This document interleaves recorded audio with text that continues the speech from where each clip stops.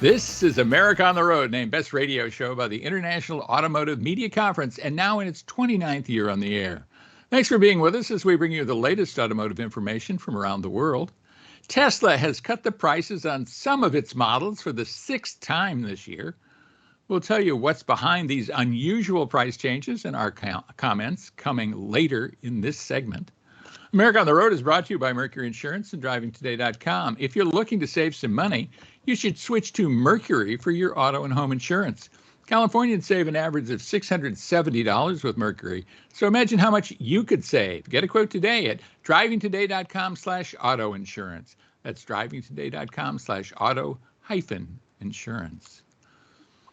This week, the other shoe dropped on federal electric vehicle tax credits, and there are big winners and big losers. A number of well-known brands are crying this week. We'll give you the details, plus our commentary on this multi-billion-dollar decision. That's coming up a little later. This week, Buick revealed the 2024 Envista, a vehicle the brand claims offers the cargo space and utility of an SUV, packaged in the sleek proportions typically found in a sedan. We'll give you the details on that and our reactions coming up. I'm Jack Nerad. With me is guest host Matt DiLorenzo. You probably recognize Matt. He's smiling for those of you who are watching this on YouTube. Matt is an auto expert, the former Road and Track editor and author of the new book, How to Buy an Affordable Electric Car, a Tightwad's Guide to EV Ownership. It's over my right shoulder here. It's a terrific book. Matt has co-hosted the show several times, and this week is a particularly good time to have him on the show. A lot of EV stuff going on. Matt, first of all, thanks for being with us, and tell us a little about your book. It's great to be here, Jack. Well, my book is kind of like a primer for people who are interested in electric cars, but have no idea what it entails to actually own and use one on a regular basis. So I kind of walk people through what it's like to find one, what it takes to buy one, setting up your home charging, what to expect when you use public charging stations, what sort of maintenance requirements there are. Even though you don't need oil changes, there's still other routine maintenance bits that need to be taken care of. So it's not a free ride, once you get an EV. And then I talk about, the practicality of buying a used EV and explore some of the non-EV alternatives out there, like hybrids, plug-in hybrids, and fuel cell vehicles. Yeah, great stuff. Again, remind us of the name of your book. It's How to Buy an Affordable Electric Car, and it's a tightwad's guide to EV ownership. And you can find it either on Amazon.com or BarnesandNoble.com.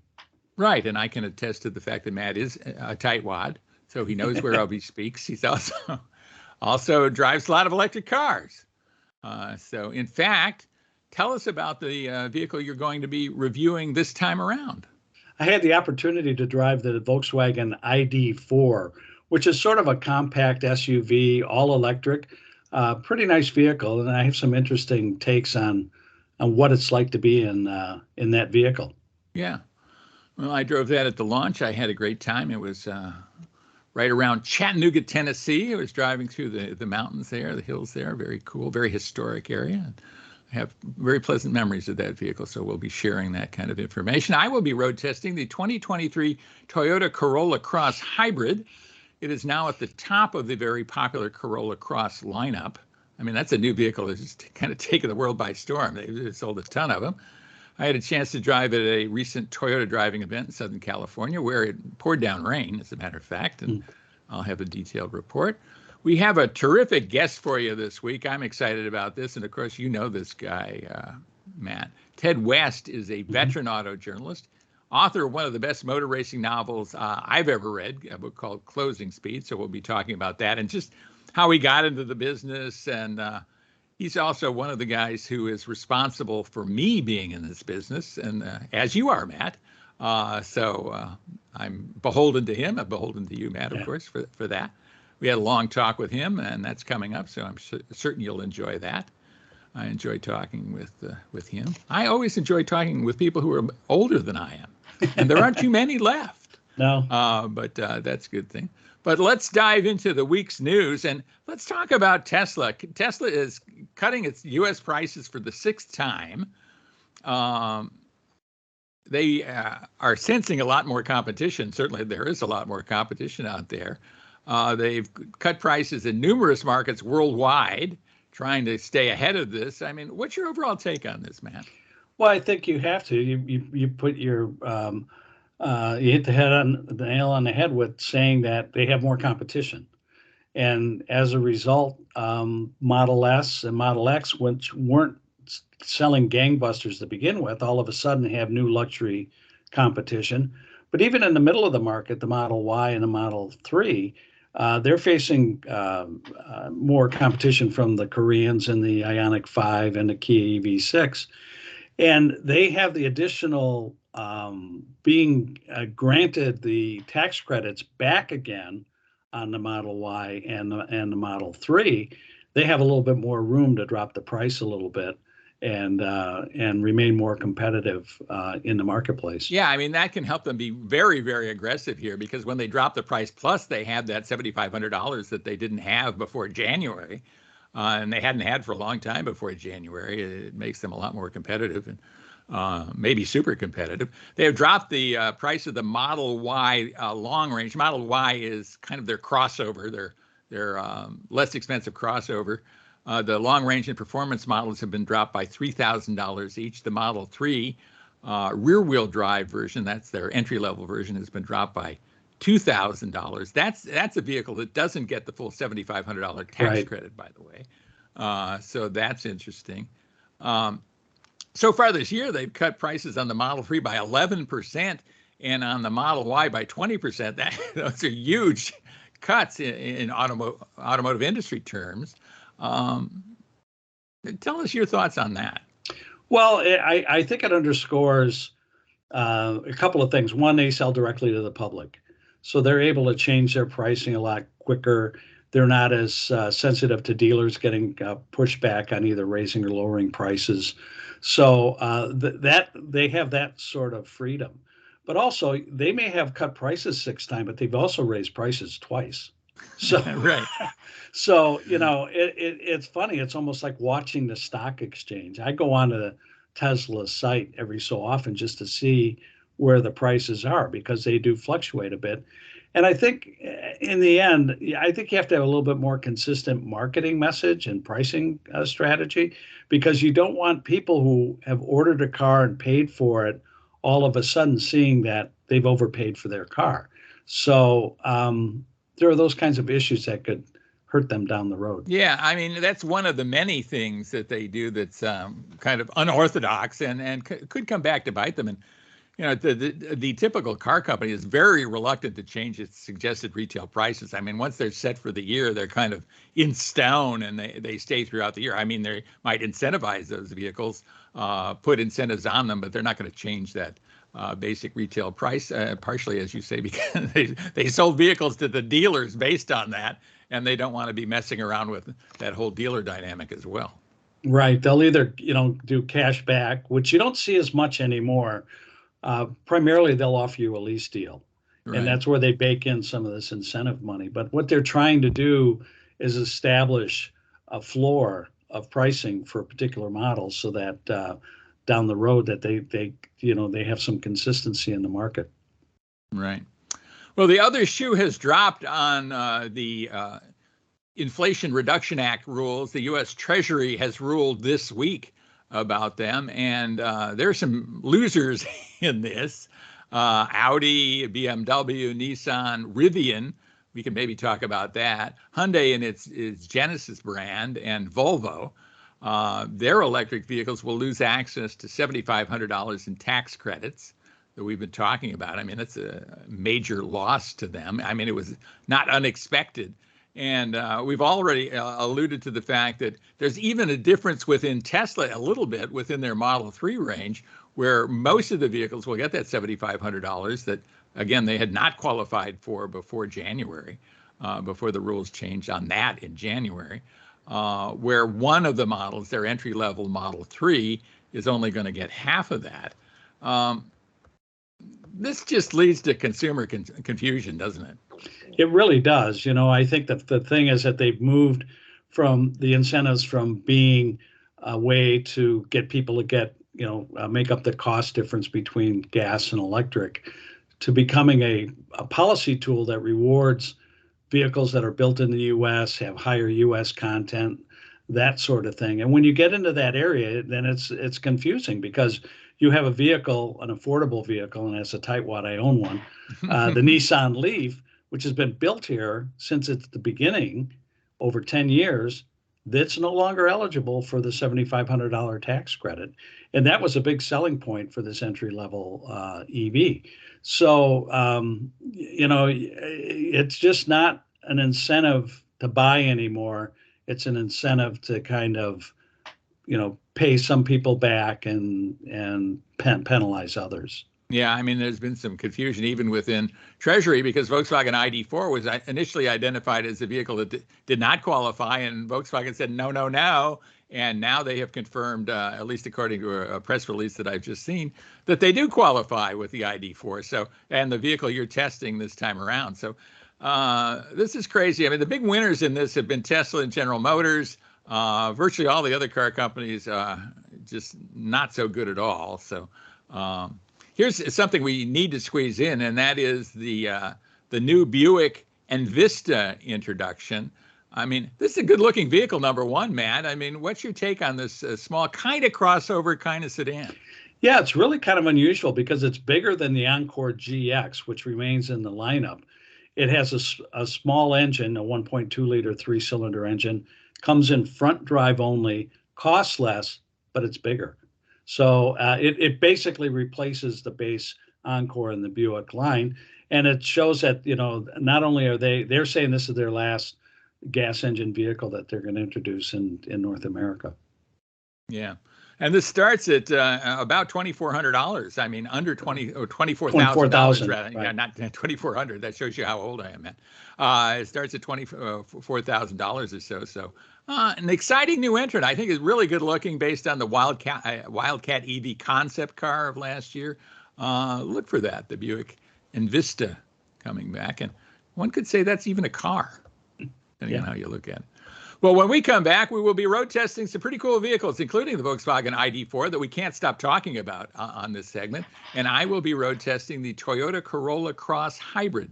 So stay with us for that with Matt DiLorenzo. This is Jack Nerad back with you. Not back with you, but this is Jack Nerad with you. And join us right after the break.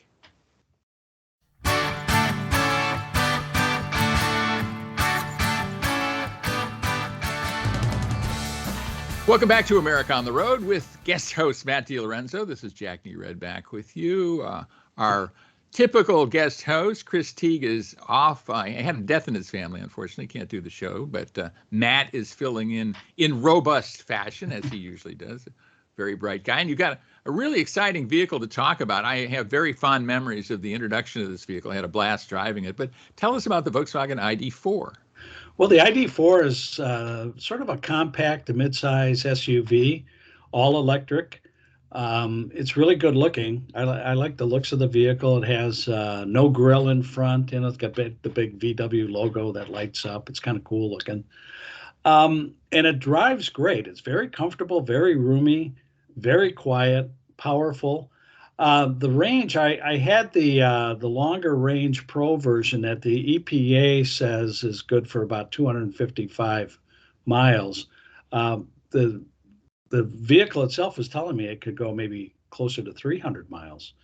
And so it has decent range. Yeah. Well, I didn't have it long, and it just shows. I didn't charge it. I had it for a week, and I still sent it back with at least half a tank. So, EVs are usable, and it's really comfortable. My biggest complaint with the thing is that they have Tesla-itis, and Tesla-itis is relying on touch screens to run everything. I mean, I couldn't turn on the climate control. I had to, typically when you take a new car, you'll get a little bit of instruction. Well, I went cold turkey. I didn't look at the owner's manual. I just kept trying to intuitively figure out how all this stuff worked.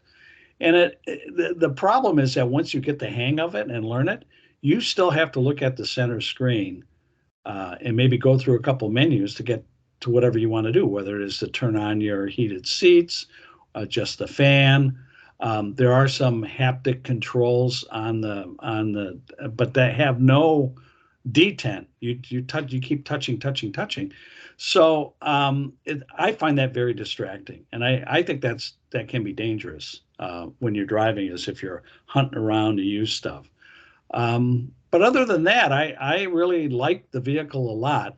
The other weird thing is that it's keyless. So you come in, you get in the car, there's no on or off button, and then you Yeah, just I mean, it's not only keyless, there's no on or off button. I think that's the right, key. yeah, you And either you put sit it in down and drive then it and kind of recognizes park. that a butt is in the seat, I guess is what Yeah, happens. and then when you like open the door, the radio's still playing, stuff like that, and you step out, and then it shuts off. It takes a little getting used to. So I'm sure there are a lot of tech geeks out there who go absolutely crazy over it. They'll get the hang of the screens and the touch, and it'll be perfect for them. But for me, I'm still a little bit of a traditionalist, and I still would like those more familiar touch points in a vehicle. It just make me more comfortable.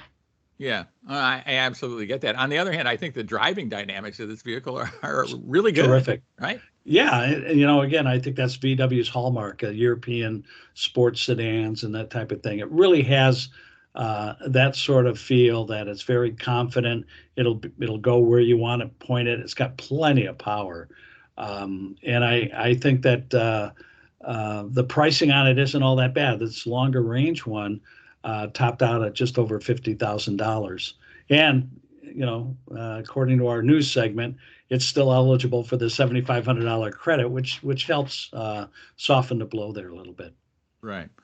I think this also points out, and maybe your usage points out, and I love your opinion on this, about range. I mean, a lot of people are maybe overemphasizing range. I think you have stressed that. You stressed that in your book. I mean, talk about that a little bit. Well, I think that's an important thing. I mean, you have to look at what your typical driving habits are, how far you go, that type of thing. If you work from home and that kind of stuff, I don't think range is a big issue. I think you would be better off getting something with maybe closer to 200 miles range would be comfortable. It's the thing is that if you have a longer commute or you like to do a lot of road trips, that's where it's an issue. Because if you have to stop even at a public charging station with fast charging, that'll take 45 minutes to an hour for you to get at least 80% charge. In a gas car, it's 5-10 minutes. You're topped off. You're back on the road again. Right. Little bio break and you're done. Yep. Maybe buy a Twinkie. Yeah. But the Volkswagen ID4, I think, good value all the way around. Maybe not as well publicized. Certainly not in Southern California. I think as maybe it should be, because I think that it's a winner. It is, and I think that it's not. Everybody sees the Ioniq 5 and the EV6. You don't see too many VWs, and I think that that's the other thing, is that it is a different vehicle. And also, when the ID Buzz comes out, I think that'll certainly help ID4 visibility. So it's a solid start for them in the EV space. Yeah, I like it a lot. I like the fact now that it has qualified for that $7,500 tax credit, and hopefully that sticks. So we'll go on. Well, I was driving the Toyota Corolla Cross Hybrid. It's the first addition to the Corolla Cross lineup since that small crossover was introduced, and that small crossover has been a major hit in the marketplace. And now Toyota executives predict that they will sell 14,000 additional Corolla Cross Hybrids, and maybe as many as 30,000 next year, when the plant, which they share with Mazda, by the way, is in full production of this vehicle. So it's been a winner so far, and the hybrid is just going to add to it. It is the top of the lineup.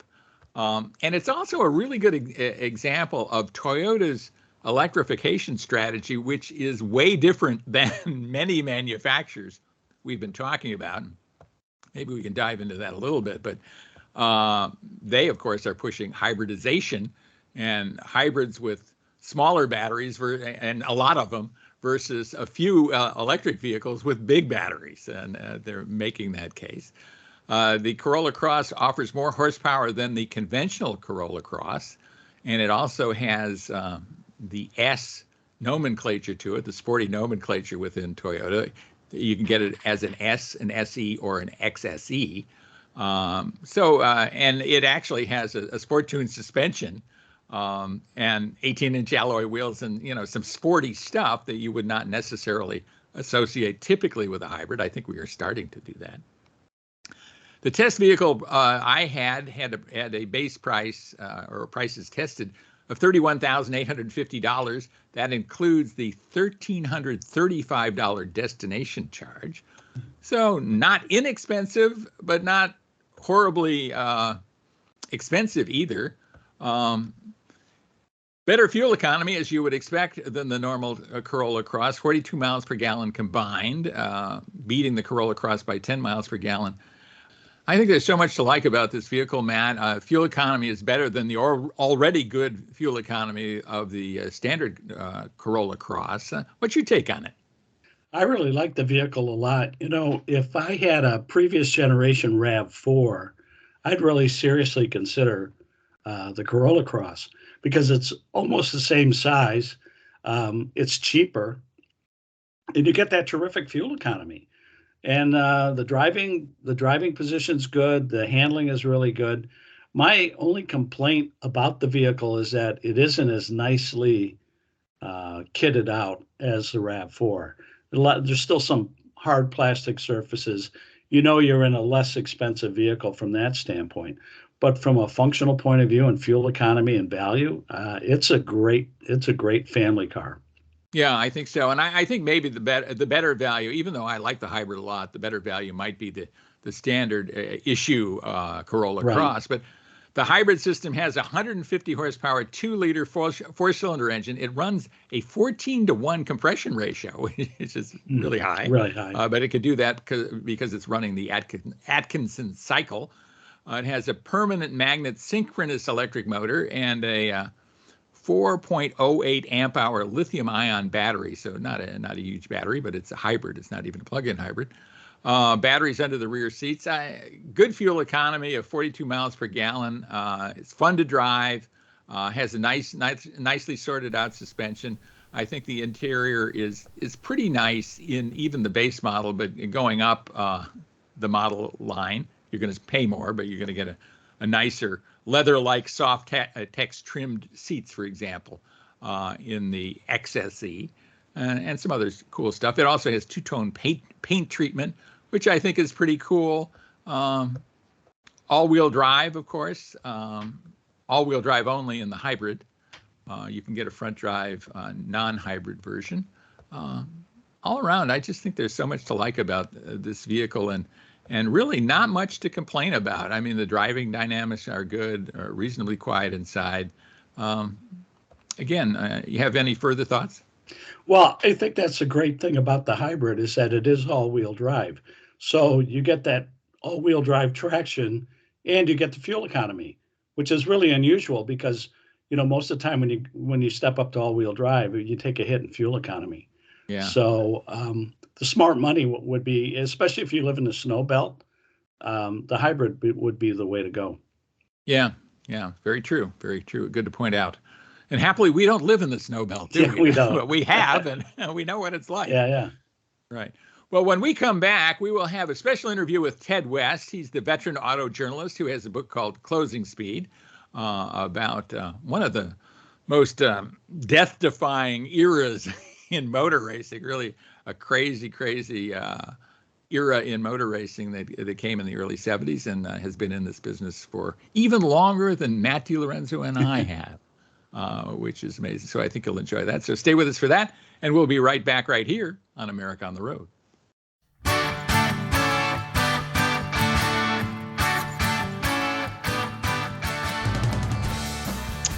Welcome back to America on the Road. Jack Nerad with you, and we have a terrific guest. I mean, more than a terrific guest. Typically, we have great guests for you, but I think this is a really extra special guest. The guy we're about to interview has been my hero for the past 50 years or so, maybe longer, Ted. I mean, it's kind of amazing how long I have been a fan of Ted West, author, automotive journalist, just terrific guy. Ted, thanks so much for being with us, number one. I do appreciate it. Jack, it's been 110 years. You underestimate yourself. It's been at least 110 years. It's wonderful to be here, Jack. Thank you for the kind introduction. I love being your hero, and I'm working hard to stay that way. Well, and it might sound facetious, but it's not at all. I first discovered Ted West stuff in a Road and Track article long ago. I then found out that, Ted, that was probably the first article you'd ever published in Road and Track, and maybe the first article you'd ever published, but I've been a fan ever since. And what we're here to talk about is not just Old Home Week, though. I mean, Ted is an author and automotive journalist par excellence who has a terrific book about motor racing called Closing Speed, probably the best, undoubtedly the best motor racing novel I have ever read. And let's talk about that a little bit, Ted. I mean, you have a deep background that allowed you to do a very, very realistic portrait of maybe the most dangerous racing of all time. Well, it was kind of hairy. Yes, it was. I think people who have only recently become interested in racing are interested in a subject that would be unrecognizable back when I went over to Europe in 1970 for Road and Track, for Jim Crow, the editor of Road and Track, to cover the Porsche 917s and the Ferrari 512s. And if you don't know what those cars are, you should be ashamed of yourself. They are the most perfectly matched, fast sports cars that have ever contested the World Manufacturers Championship. And it was an unbelievable privilege for me to be sent over. When I say it was 110 years ago that you first read my first story, I'm only being partially facetious. I was 27 years old in 1970, a kid, a brand new writer who Jim Crow apparently thought had some potential. So he sent me over by myself to Europe. And I went over in March, and I was over there until after the Le Mans 24 Hours in June.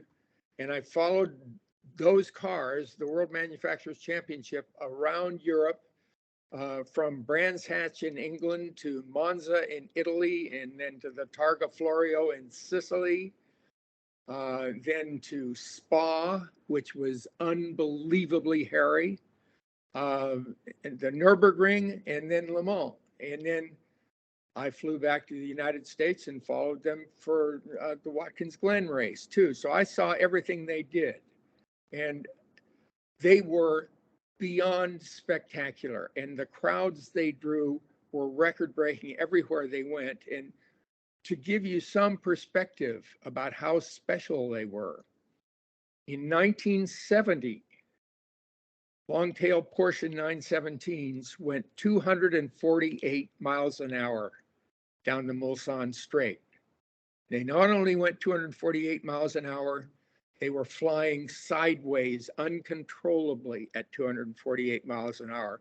Only one or two drivers went that fast. Vic Elford was the one who was most famous for going that fast. And when they asked him about it, he said, yeah, well, it would move from one side of the track to the other, but I kept it on the pavement.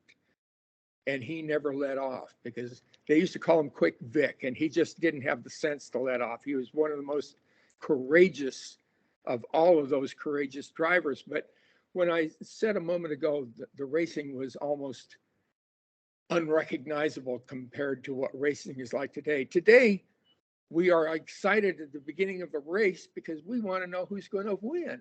Boy, this is exciting. Who's going to be first at the end of the race?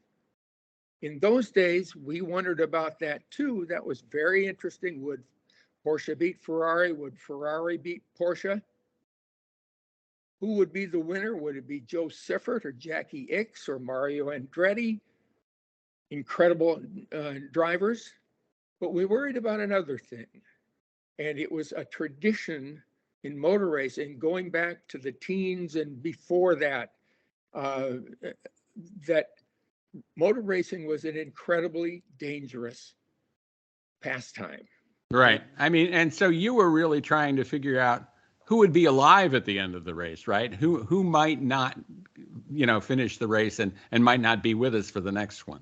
Yeah, to present day racing fans, it sounds almost too morbid, but it wasn't too morbid. It was too real. And it lent racing in those days a very special gravity that gave everything they did meaning beyond simply the fact that they were courageous and fast. They're courageous and fast right now. They're just as courageous and just as fast, but they don't have that black cloud overhanging what was going on all the time. When I would walk up the starting grid to see which of the two drivers would do the first stint, the start, they used only two drivers per car in those endurance races in those days. I would walk up to see which driver was doing the start. And as I was walking through this line of 40 or 50 cars, it occurred to me every time one of these guys might not be here in another 3 hours. And it happened. It happened Right. all the time. It was. Yeah, it happened more than once. And I think really that's one of the most dramatic things about Closing Speed, your book, is, there are a lot of books about racing that kind of compiled this happened, that happened, this happened, that happened, this car had this kind of power, et cetera, et cetera. What you get is the drama of it, the people who were involved in it, how it affected them emotionally, the interaction between those people. I think that's what, to me, gives it such, heft, such realism. And I think someone who doesn't care a one whit about motor racing would also love Closing Speed, because it's such an interesting human story. Well, thank you. I'm very gratified that you see it that way. And the reason that my interest took that form was, as I said, I followed these races around for 3 months in Europe, 3.5 months. And weekend after weekend, I was with the same people, and I got to know the drivers, and I got to know all the team personnel and the team managers and the racers' wives or girlfriends, or girlfriends, if you really want to know.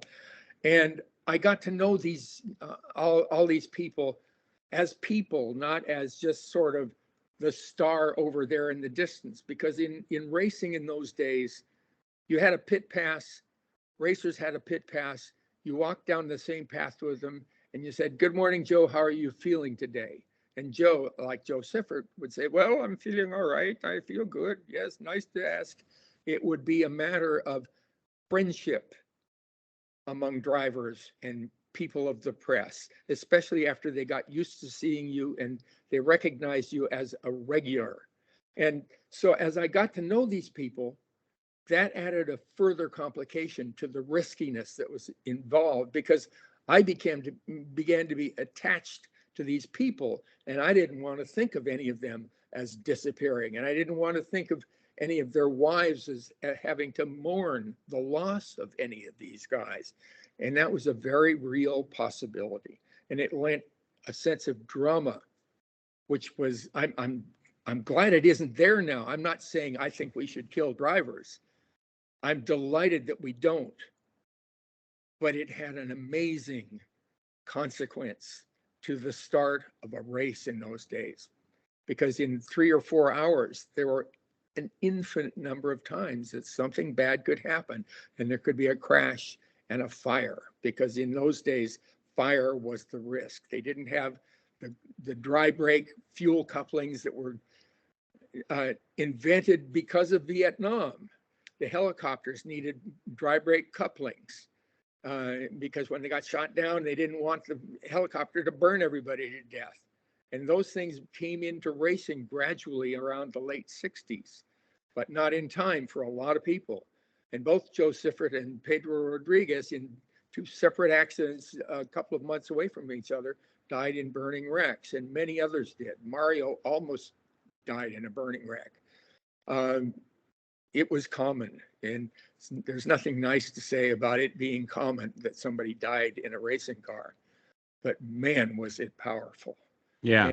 And I think that kind of led to the way those people led their lives during that period of time, right? I mean, there's it kind of cheapens it in a way to say it's the soap opera aspect to this, but there was, a lot going on emotionally between all the individuals, the drivers, the team managers, journalists, people connected with the sport. And certainly that's a big part of your book, isn't it?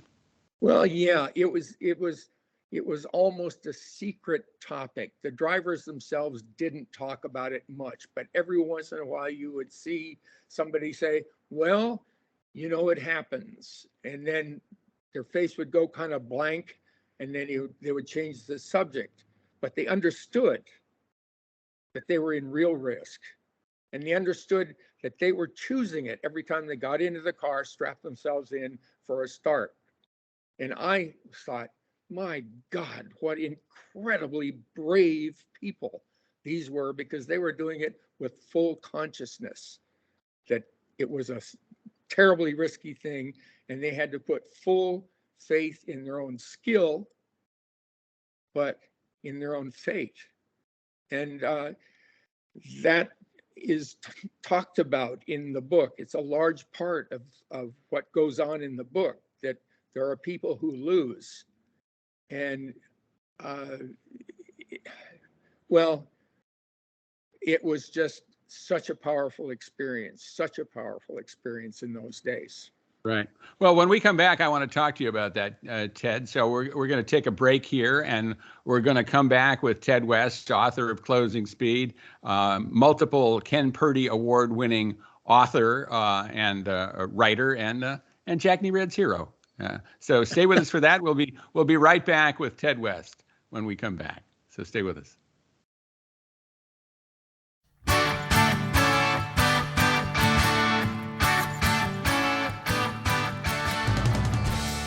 Welcome back to America on the Road. Jack Nerad back with you, and we're back with Ted West, author, automotive journalist, just all-around great guy on top of that, and talking about his book, Closing Speed. Really, Closing Speed follows a guy kind of an awful lot like a young Ted West who is covering this racing. Describe a bit of the plot to us, would you, and how it's narrated? Sure. It's narrated from the point of view of a press guy from California, representing a California motoring magazine, who is sent to Europe to follow the 917s and the 512s, which is exactly like me. And there is a lot of autobiographical form to the book about what actually it was like, what kind of experiences I had and saw. But it's a novel, and the characters that I write about in that novel are fictional. They are not masked portraits of the real people. A couple of them are villains, and I am not writing a book that made certain people villains in the real cast of characters. But there were villains in those days, as there are villains every day. And I wanted to be able to characterize what kind of a person a motor racing villain tended to be. And in the story, one of the villains is very, very operational in what ends up happening in the story. Right. Well, and there are certainly heroes and villains in this, aren't there? I mean, there are people who are, and some of the drivers are exceptionally noble, and people that you absolutely would venerate, really. And then there are others who, much less so. And you probably saw all of that, didn't you? Absolutely.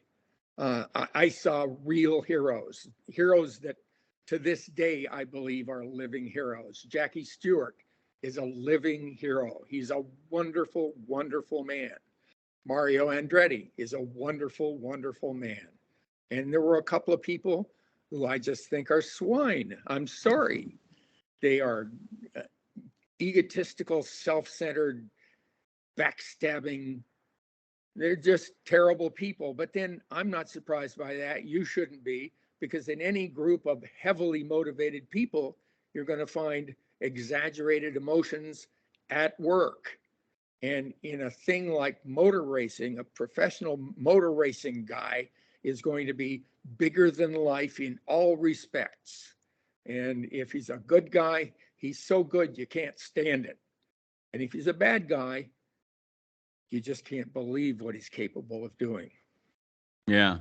And, you know, in a lot of ways, it strikes me the drivers in your book, in Closing Speed, are a lot like fighter pilots or something like that in World War I or World War II. You know, many of them are not coming back from that mission. And every day it's around the corner that can happen to them. And, you know, that has an effect when you're talking about people who are, you know, 20 to 30, 20 to 40, maybe.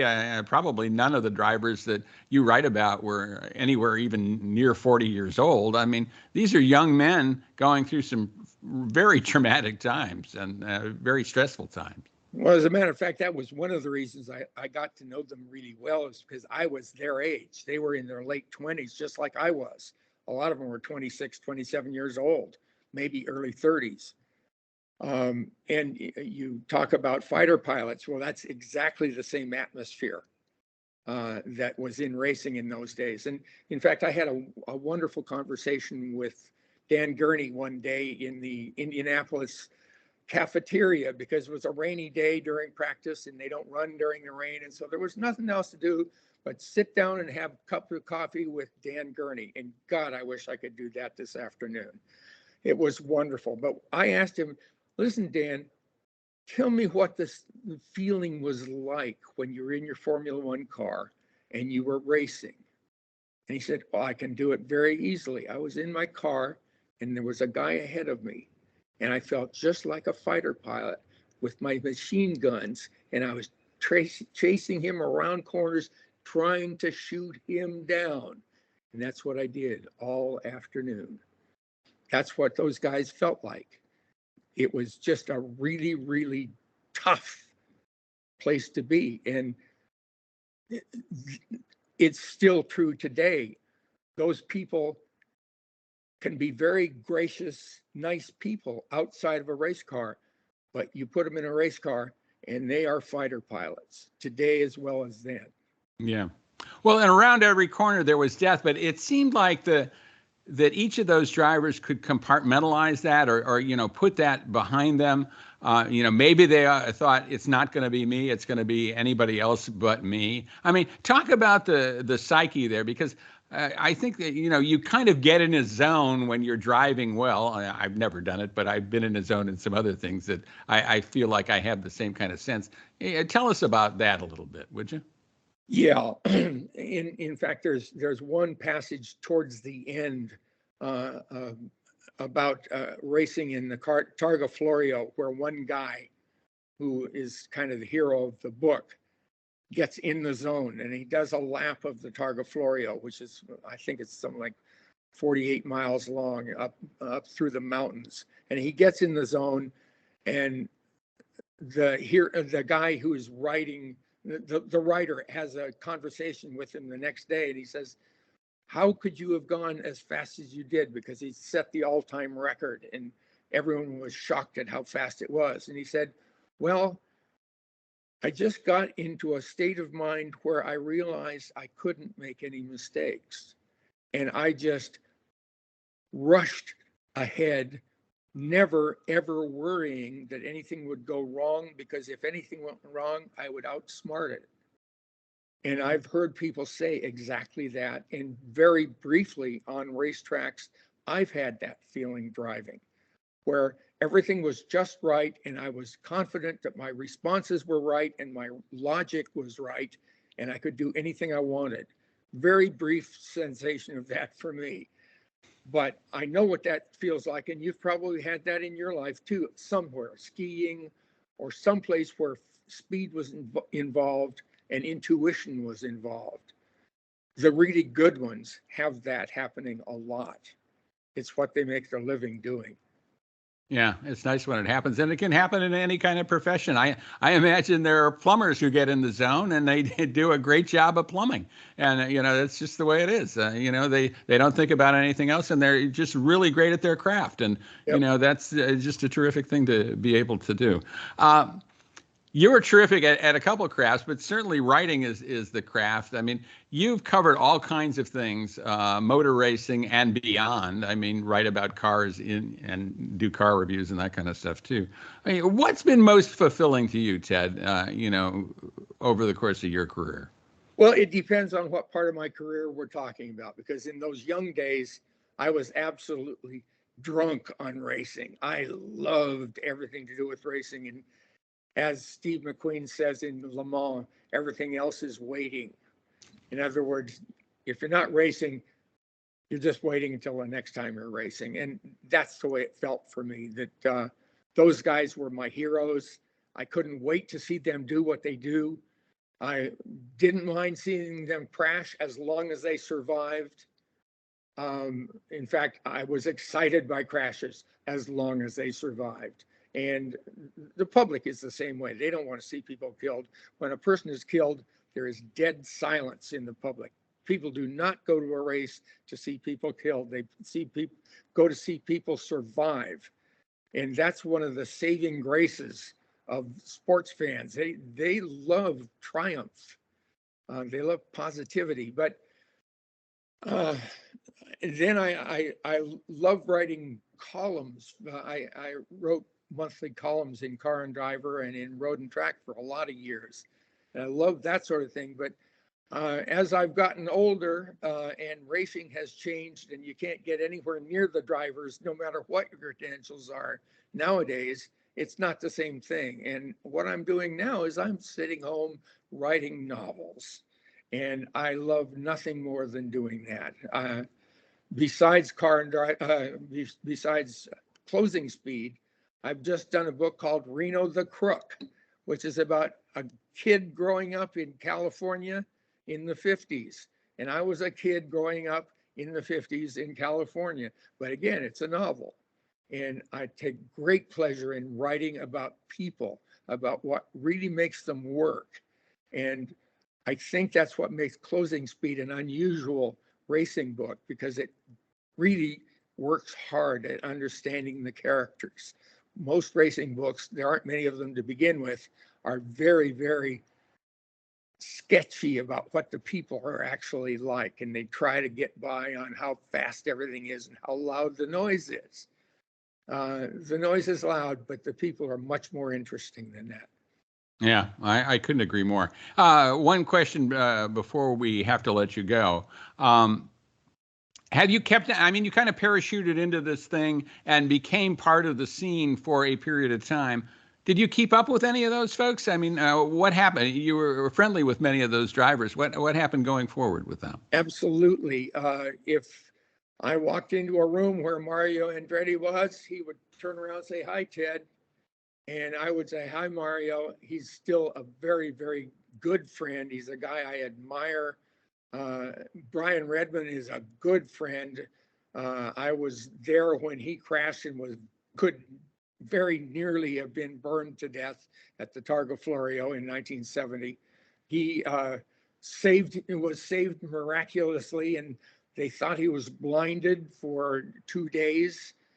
His eyes were swollen shut, and miraculously, when the swelling went down, he got his eyesight back, and he proves it by still being one of the fastest drivers anywhere.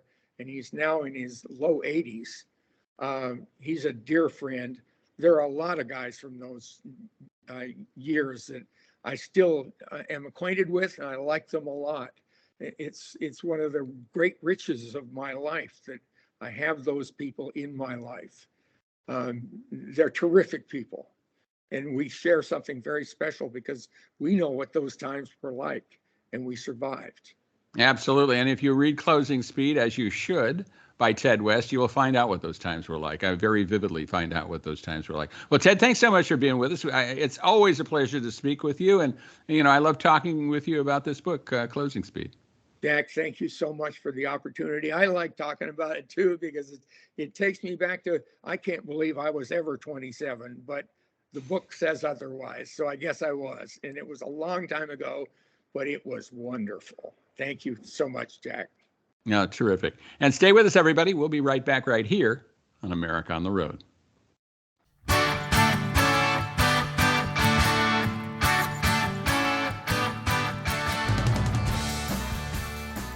And that's our show for this week. Matt DiLorenzo, of course, has been the co-host. He's the author of the new book, How to Buy an Affordable Electric Car, a Tightwad's Guide to EV Ownership. And Matt, tell us again where listeners can buy that buy a copy. They can find the book on Amazon.com or BarnesandNoble.com. So thanks for having me. Yeah, well, my profound thanks to you for doing this. I know it was a short notice and you came on and performed like a star, so I appreciate that. I would also encourage the listening audience to check out my newest book, Dance in the Dark. It's a crime thriller inspired by true crime. You know, Matt, that I have followed crime for years and years and years. You've never caught me committing a crime that I'm aware of, but you know that I like it. And I would also recommend to our listeners that if you like the show, please pass it on. Listen on this radio station each week. Let your friends know where they can hear the show in your local area. And, of course, we're available as a podcast. So look for it on the SportsMap radio website or your favorite podcast outlet, America on the Road. And join us right here again next week for another edition of America on the Road.